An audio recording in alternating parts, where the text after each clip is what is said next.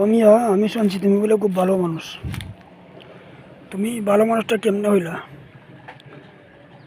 মা বাবার কথা শোন না, মাকে বাবাকে বাদ দাও না, মা বাবাকে গালিগালাজ করো, মা বাবাকে অত্যাচার করো, মা বাবাকে সেবা শুশ্রূষা করো না। শুনছি তুমি ভালো মানুষ। তুমি ভালো মানুষ কেমনে হইলা? তোমার মা তোমার বাবা চিকিৎসার জন্য আর এখানে কান্নাকাটি করে, আর একজন লোকের কাছে কাঁদে। ভালো মানুষ হইতে হইলে তো প্রথমে তোমার মা বাবার সাথে সুন্দর ব্যবহার করতে হবে, তাদের সেবা শুশ্রূষা করতে হবে, তাদেরকে সন্তুষ্ট রাখতে হবে। তোমার মা তোমার বাবা তোমার জন্য জান্নাত, তোমার মা তোমার জন্য জাহান্নাম।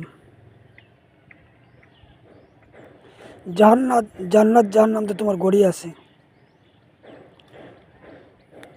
তুমি জান্নাত জাহান্নাম কামাবার জন্য কই গুরু?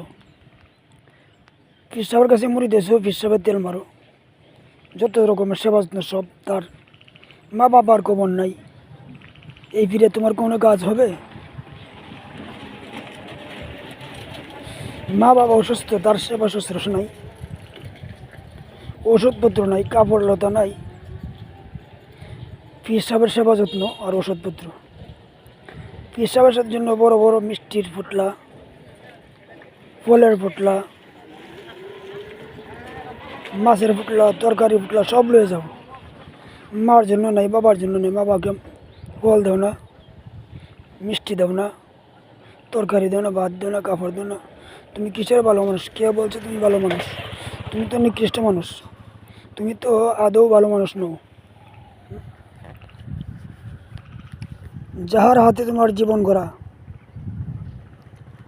যাহার কষ্টের বিনিময়ে তোমার এই পৃথিবীকে দেখা, তুমি বড় হয়েছো যাহাদের ত্যাগের বিনিময়ে, আজকে তুমি তাহাদেরকে বলে গেলা আর তুমি বলছো তুমি খুবই ভালো মানুষ। তুমি তো মোটেও ভালো মানুষ নও। তুমি তো একজন ঘৃণিত মানুষ, নিকৃষ্ট মানুষ, খারাপ মানুষ। তোমার চাইতে খারাপ মানুষ এই পৃথিবীতে কি আছে বলো তো?